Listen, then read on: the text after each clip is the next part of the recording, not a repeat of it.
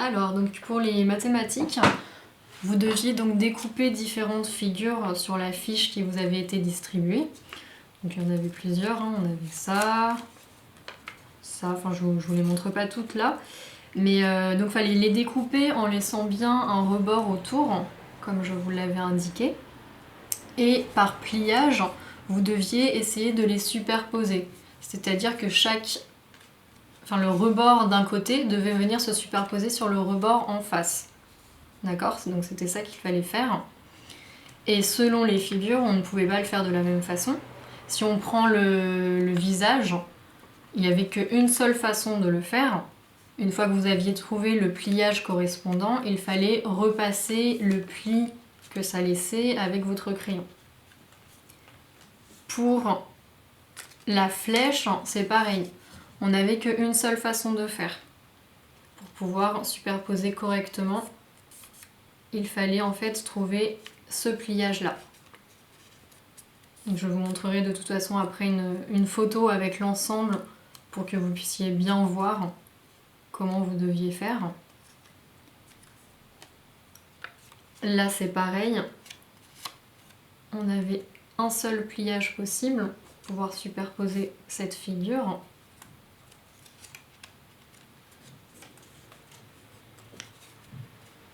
Là, on passe à deux pliages sur cette figure. On a un pliage dans ce sens, comme ceci, et on a un pliage dans ce sens, comme ceci.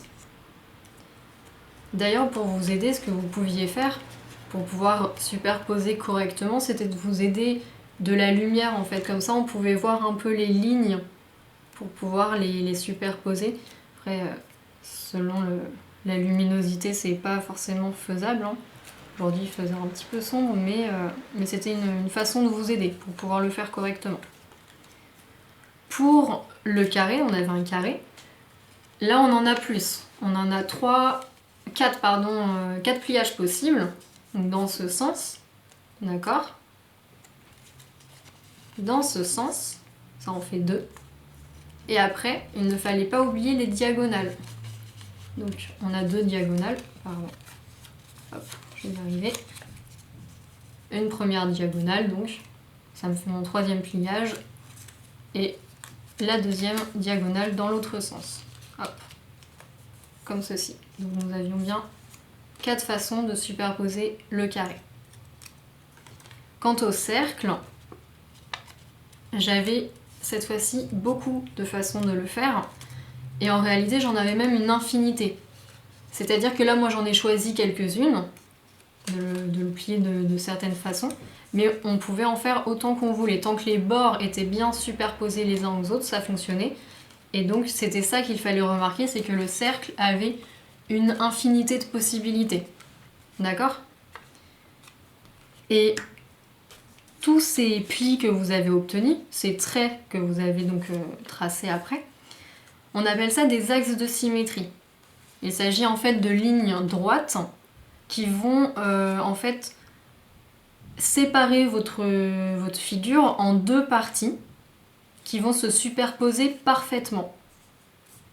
Et ainsi on obtient ce qu'on appelle des figures symétriques, c'est-à-dire des figures qui sont identiques mais inversées.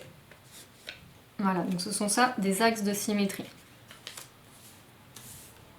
Donc une fois que c'est fait, que vous avez donc comparé un petit peu avec ce que vous aviez fait et ce qui est censé donc être obtenu à partir de la photo donc, que vous allez voir, vous pouvez coller ces figures dans votre cahier du jour et prendre votre cahier de leçons, puisque vous allez donc pouvoir copier la leçon de mathématiques qui accompagne cet exercice.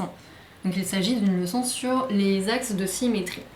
Voilà, que vous trouverez donc dans l'email qui vous a été envoyé. Voilà.